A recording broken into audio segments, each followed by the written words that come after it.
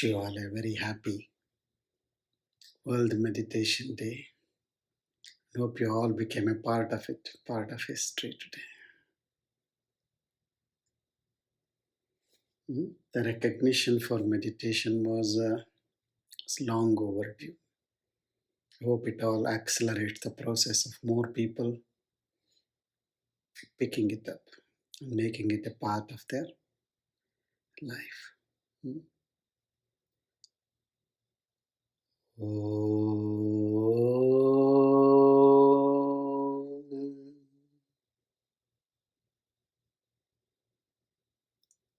Guru Brahma, Guru Vishnu, Guru Devo Maheshwaraha. Gurur Sakshat Parabrahma Tasmai Shri Gurave Namaha. Gurave Sarvalokanam Bhishaje Bhavarogina Nidhaye Sarva Vidyanam Dakshinamurtaye Namaha. Hari Om. Om Sahana Vavatu Sahanau Bhunaktu Saha Viryam Karavavahai Tejasvinavadhitamastu ma vidvishavahai. Om Shanti Shanti Shanti. Hari Om.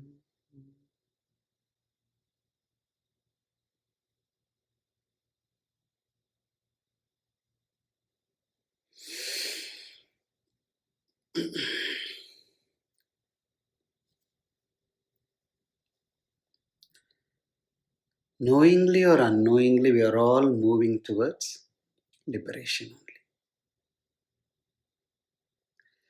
So among the four Purusharthas, moksha is called as the Parama Purushartha, the ultimate attainment of the human being.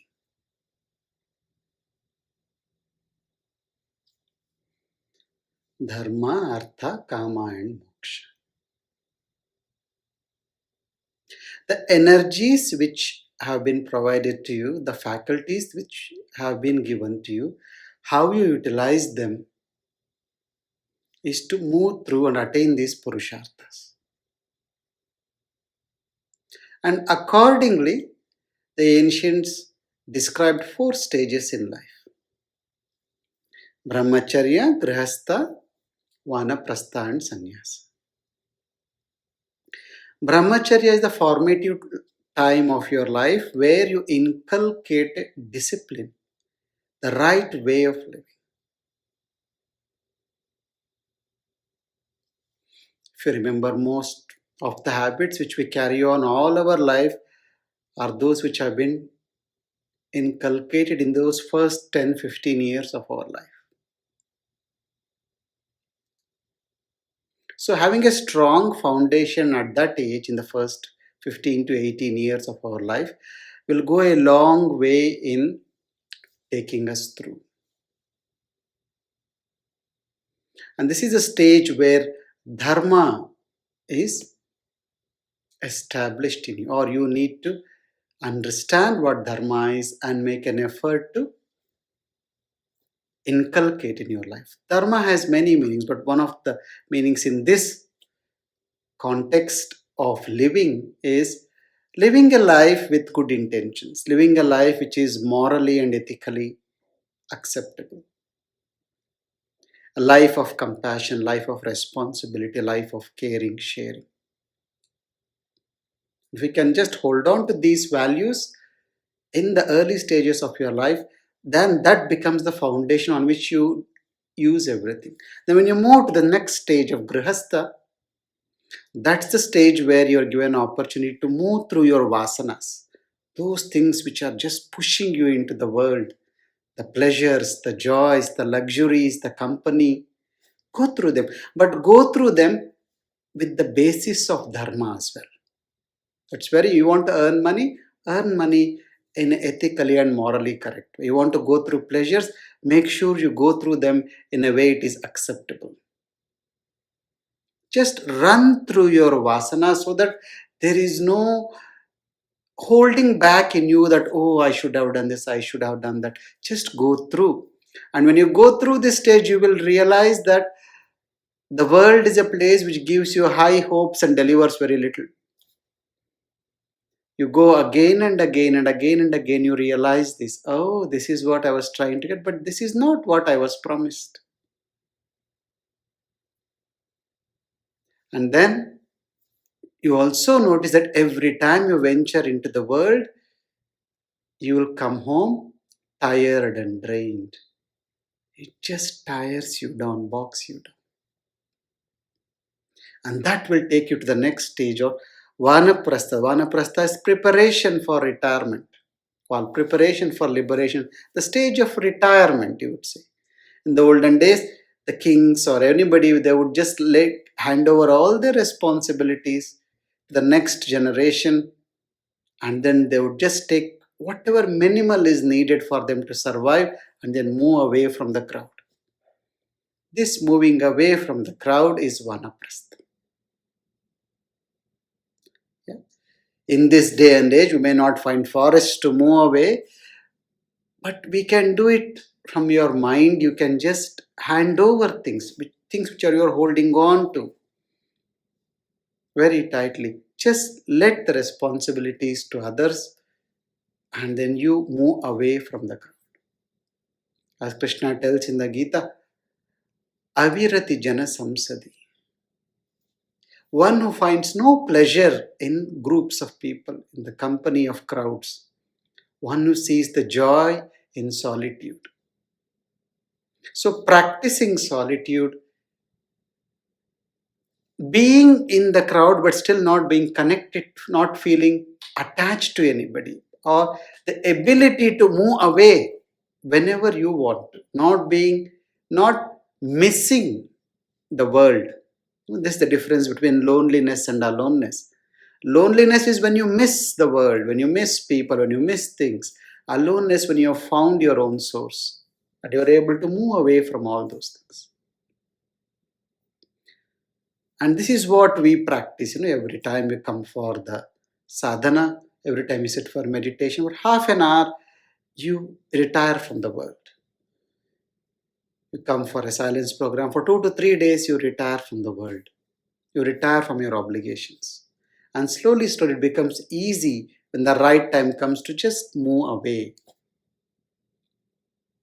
Move away mainly from where? From your mind aspect. Not being too attached, being free from cravings. Yeah? And that will take you to the next stage of sannyasa. Sannyasa, at the doorstep of sannyasa is liberation. Sannyasa is what? Samyak nyasa. You let go. And that's what meditation is. What? Letting go. Letting go. Now, if you feel that, okay, all this what you say is great, but you know what? I've got a great life here. I've got great friends, great family, good health. I don't see that as an illusion at all. In fact, I would like to see it as something real because there is so much happening for me the way I want. But I'm living a life of dharma. I'm living a life which is morally correct, ethically correct as well. But samsara is still my home. I want to be there. What to do in that situation? Nayama says that's okay. Because he says, I was also a householder. Sannyasa basically means it's for a monk. But no. Krishna, Rama, Arjuna, all of them are grihasthas. What if you're a householder and you see a taste in samsara, you feel a joy in samsara? How do you move towards the realization?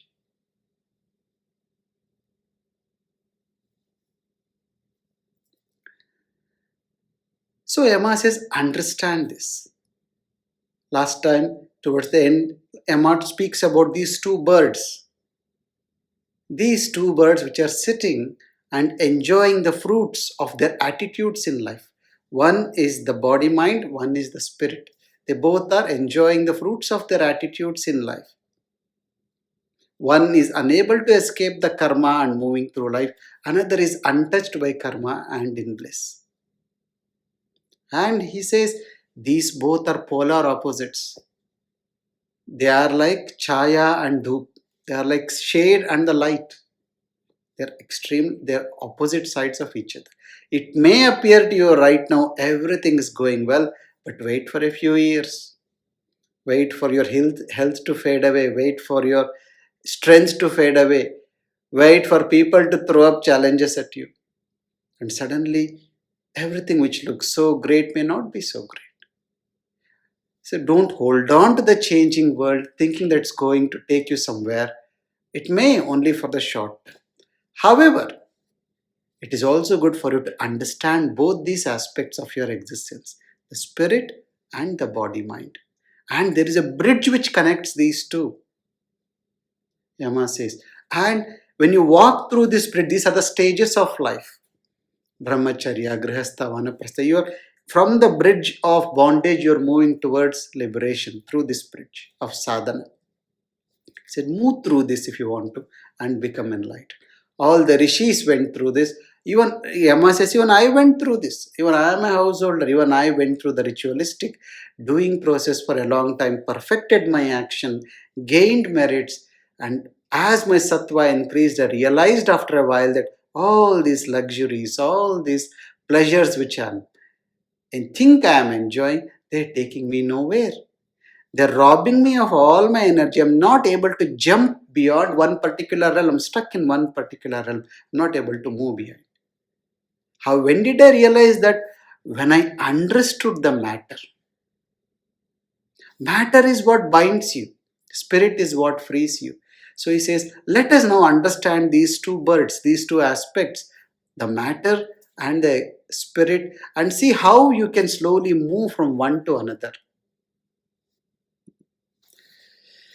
So this was the shloka we saw. It says, Ritam pibanto sukritasya loke guham pravishtav parame pararde chaya tapo brahma vidah vadanti pancha agnya yeche trinachiketaha. Those who are ritualistic and those who practice meditation, both those agree that the two aspects of existence, one is the body mind which is bound by karma, and the another is the spirit which is untouched by karma. यह सेतु ये जनानाम अक्षरम ब्रह्म यत् परम अभयम तितीर्षताम पारम नचिकेतम शकेमहि. There is a bridge which helps you to move from one stage to another, and for that you need to be a dhira, you need to be established in the four pillars, and Nachiketa, you are able to do that. Akshara Brahma Yat Param, the ritualists and the knowledge seekers, both of whom want to move beyond fear and sorrow, they have to use the support of they can use the support of this bridge to move beyond. And here he gives this very famous example, which is quoted in many places. Atmanam ratinam viddhi shariram ratam evatu buddhim tu saratim viddhi mana pragraham evacha indriyani hayan ahuhu vishayan teshu gocharan atma indriya manahyuktam bhokta iti ahuhu manishinaha. So here he compares the body to a chariot. He says this body is a chariot, and the person sitting in the chariot, the passenger, that is the self. And the driver is the intellect, and the horses are the senses. And the reins which you hold to control the horses are the mind. And then the road on which the horses run are the objects of the senses. Are you getting the picture?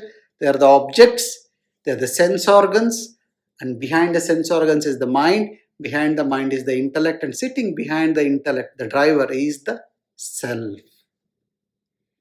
If you want to look at it from a modern perspective, say for example, you want to go to the airport and you call a taxi. So you get into the taxi and you are the passenger, you're sitting in the taxi. That Car is the which takes you to the airport. That is your body. The driver is your intellect. The steering wheel is the mind. The wheels are the senses, and the road on which the senses move is are the sense objects. Now, first of all, you should know where you want to go, and when you tell the driver should take you where you want to go, not where he wants to take you. He should know how to go, and he should know how to hold the steering as well. And the steering should be able to control the wheels. If any of this is missing, then there's a disaster. The journey is towards liberation, but if any of these things are not right, you will never reach where you have to reach. Are you getting this? So he says, the self, Atma Indriya Manah Yuktam, through the senses and the mind, it experiences the world. Yattu avignanavan bhavati ayuktena manasa sada tasya indriyani avashyani dushta ashvaha iva saratehe.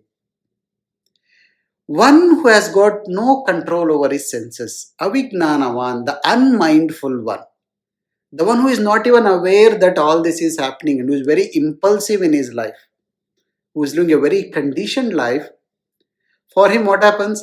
His senses are like wild horses. He has got no control. They are going wherever they want. Yatu vignanavan bhavati yuktena manasa sada tasya indriyani vashyani sad ashvaha iva saratehe. But for a wise person, a sadhak who understands this, who is able to have a say over the senses, over the mind, who is able to understand the way the mind vrittis run, and through his awareness and his practices is able to have a say over it. His senses are like the tamed horses which listen to him. Yattu avignanavan bhavati amanaska sada ashuchihi na sahatat padam apnoti samsaram cha adhigacchati. Here he throws a warning. If you are unmindful of all these things, amanaskaha means, samanaskaha is a mindful person who is aware of what is happening in his own mind, where his mind is pulling him, where the senses are trying to drag him. Sada ashuchihi, one who is not mindful, one who is not alert, one who is ignorant, is always considered impure. And for this person, what will happen? Tat padam apnoti samsaram. He is not able to reach liberation. That horses will take him more deeper into samsara. Yattu vignanavan bhavati samanaskaha sada shuchihi sahatu tat padam apnoti yasmad bhuyah na jayati. The one who gets stuck in samsara keeps on doing the same things again and again and thinks, okay, next time I will get more. Next time I will get more. And he goes on entering. Or he will say, next time maybe I will learn my lesson. Today I will get into it. Tomorrow maybe I will learn my lesson. And it does not get anywhere. This is called samsara, means that circle of repetitiveness where you don't go anywhere. It's like the merry-go-round wheel, which is no longer even any merrier. It's just going round and round and round. And when it stops, you get down where you started, at the same place. That is what is samsara. But here he says, Yatu vignanavan bhavati. One who is alert, one who is intelligent. Samanaskaha, one who is mindful. Sada shuchihi, one who has purified his faculties by his mindfulness and by his alertness. Sahatu tat padam apnoti yasmad bhuyah na jayate. He gets to that stage of liberation, he gets to that abode from where he does not have to return. He has jumped out of that circular movement, so he's transcended the mind and come out of these repetitive patterns of the mind. Vignana saratihi yattu manah pragrahava naraha saha advanah param apnoti tat vishnoho paramam padam. Vignana saratihi. If you have a charioteer who has got a mature intellect, if your intellect is mature, manah pragrahavan, if the mind is restrained, that naraha, whose mind is restrained and the intellect is mature, what does he reach? He reaches the supreme. Paramam padam Vishnu apnoti. Param advanaha. He moves, transcends the mind and the intellect, and that Vishnu padam means Vishnu. Vishnu comes from the word Vishwa. Vishwa means what?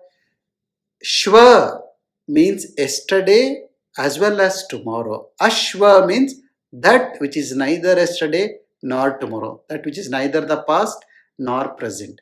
This present moment, the consciousness which is stationed in this present moment is Vishwa, and that symbolism of Vishwa is Vishnu. This is one who attains, one who has the restrained mind and a mature intellect will attain this moment. And this we have seen. Krishna speaks about this in the Gita as well. Indriyebhyah parahi artah artebhyah cha param manaha manahastu para buddhihi buddhe atma mahan param mahatah param avyaktam avyaktat purushah paraha purushat na param kinchit sa kashta sa paragatihi. Says how to make this, how do we move through this bridge?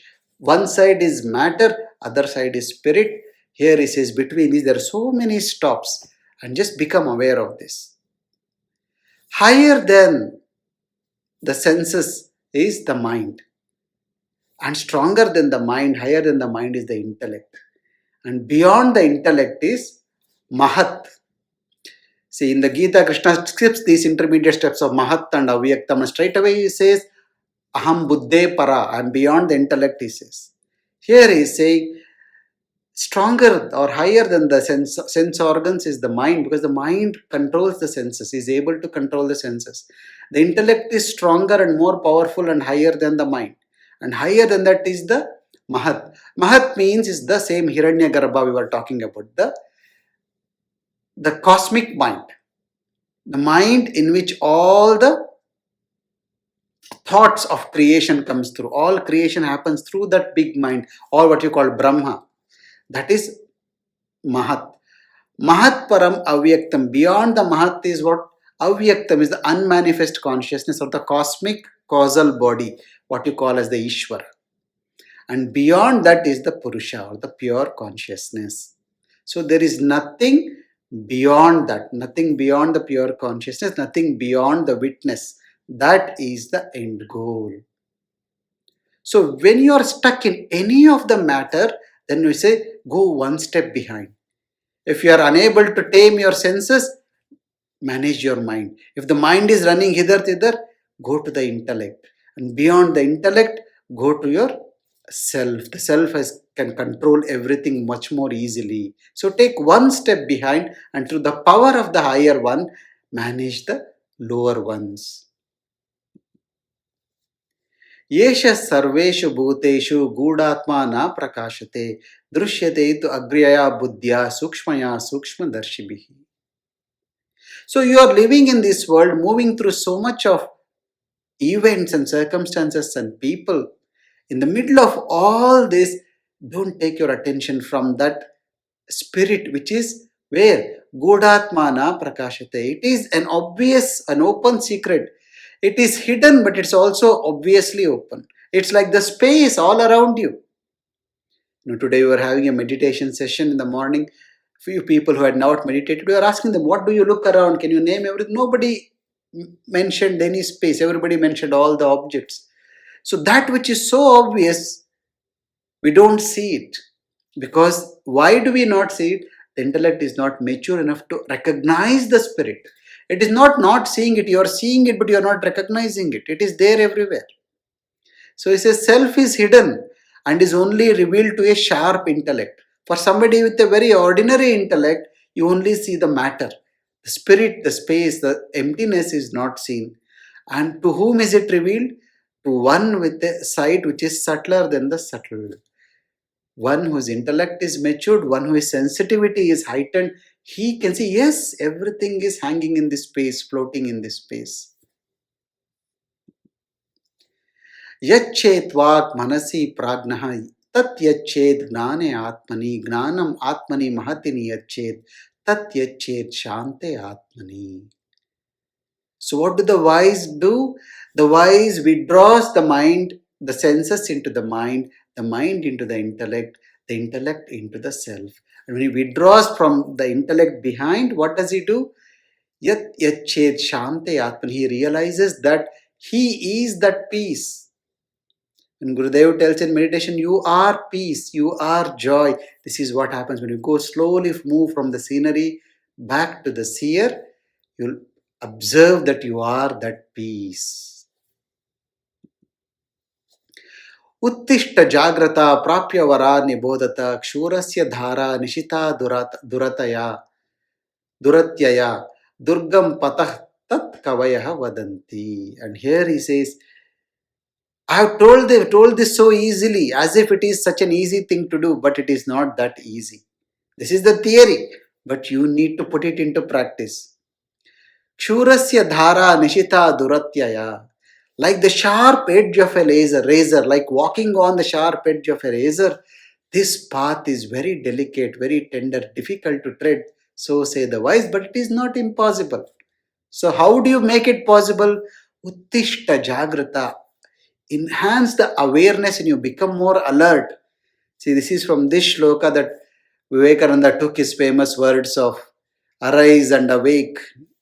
This is from this shloka. Vittishta jagrata prapya varani bodhata. Learn from the wise, learn from those who have crossed the samsara, learn from the enlightened. And in their company, you also become lit.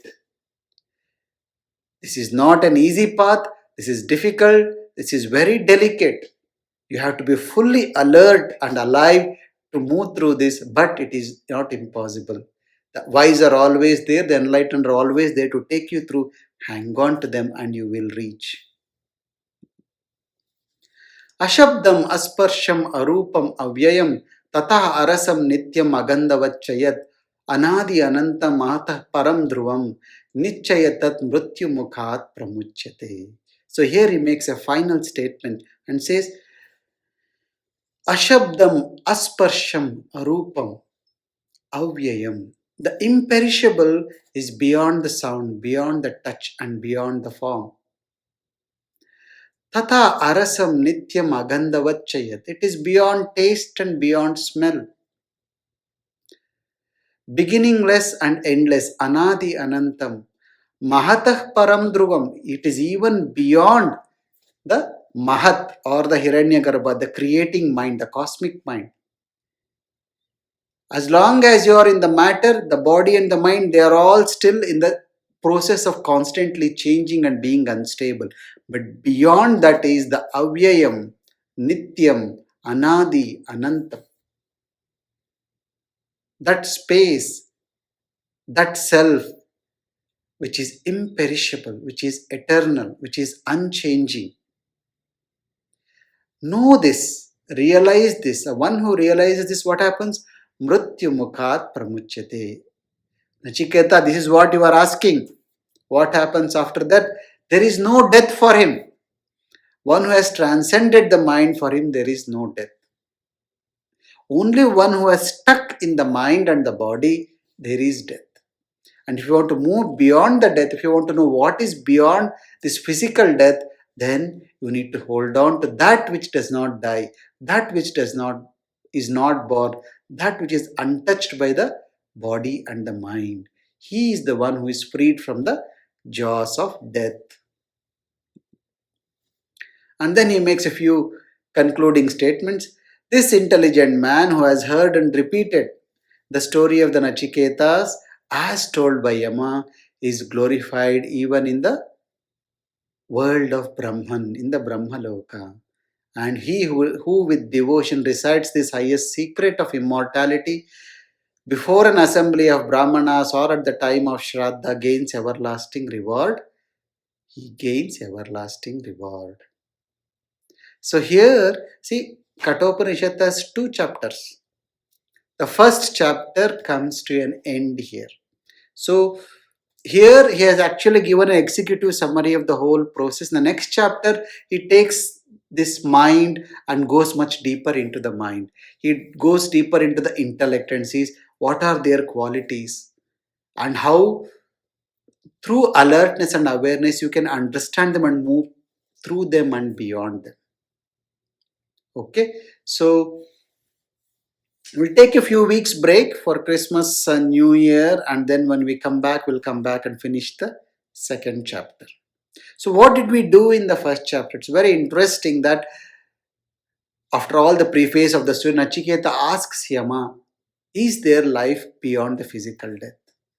Yama initially does not answer his question. He tries to escape the question because he feels this boy is not ready, and this answer to this question should not be given to somebody who is not committed on this path. So he gives him a lot of pleasures. He tries to tempt him with a lot of worldly things, but the boy remains adamant and says, this is what I want. And then before talking about the truth, the self, what does Yama do? He makes a statement. He says, look, Nachiketa, you are extraordinary. In the world, there are always two things, that which is good for you, that which is pleasant for you. Most people always choose the pleasant and let go of the good. But you have chosen the good over the pleasant. So you deserve to know this secret. This is an open secret, but you deserve to know this. Because with your normal eyes, you are not able to see this. When I put in you the eyes of Viveka, when you become a Dhira, when you strengthen the four pillars, Viveka, Vairagya, Shamadhishat, Sampatti, and Mumukshutva, then what happens through those eyes, you are able to see through the falsity of matter and the truth of your own self. And it is nowhere else, it is just you are that. It is right within you, it is around you. And then he explains all this and says there is matter and there is spirit. They both are together, but you need to let go of the matter and dwell in the spirit. You can engage with the matter, but dwelling in the spirit. Know that matter is not your home, the spirit is your home. Matter only drags you deeper and deeper into ignorance and into samsara. And if you stay there, you'll have to keep on coming back again and again. Dwell in the spirit, and there you are, free from coming and going. You are a witness. See, when you meditate also today, we saw when you sit back as a witness, you will see things which are coming and going. Thoughts are coming and going. That is samsara. Emotions, feelings are coming and going. Sensations in the bodies are coming and going. But you see that I am the seer. I am separate from the body. I am separate from the mind. I am separate from the intellect. Yeah. And again and again remembering, and when you do the hollow and empty meditations, you will see that yes, I am so hollow and empty. All that I thought was solid is neither solid, it's all very airy fairy, very wishy-washy. It's all just constantly changing vibrations, that's all. I am more of this empty space, and this is untouched. And reminding yourself again and again that I am hollow and empty. I am untouched by everything. And then moving on with our sadhana, staying with our sadhana, continuing with our worldly obligations and responsibilities, but with no sense of attachment. Living life like a trustee, taking full responsibility, but no expectation from the world. Living like that drop of water on the leaf of the lotus. It is there, but it is not sticking to the leaf. That is the way forward. Okay? Om Namah Shivaya. When we come back in the new year, we look at the next part of the Katopanishad.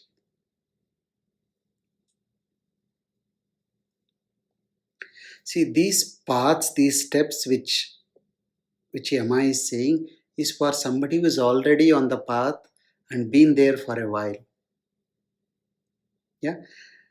That's why in many places they don't take you straight into meditation because it is a very fine skill to actually immerse yourself in it. So the first thing they do is just manage your body first. Do some Discipline, just manage your food, manage your body, manage your breath, and then have a little bit more control on the mind and the body. So you're able to sit for a while. If you want to tell the mind to keep quiet for 10 minutes, you are able to do that. And once you are in that stage, then you look beyond, then you look beyond. So if you know, oh, all these are events are passing, the thoughts are coming and going, this too will pass. How many times you have moved through these events in life? How many times you have fallen down? How many times you have woken up? And how many times you have passed through? Where is this coming? This is in your intellect. When you're dug deep into intellect, you become alert about whatever is happening. And then after a while, when you get into meditation, when you slip into that space of the, and you come out and say, oh, 20 minutes over, already 30 minutes over. What is this time? And then you will realize even the intellect is working within the constraints of time. And I am able to get to this dimension which is not within time. And when something is not within time, it is also not within suffering. It is also not within finity or mortality. The timelessness, I am there. Yeah. So for a seeker who's been on the path for a while, these are the steps to move as you move through us, realizing the knowledge of the self. Okay. Jai Gurudev.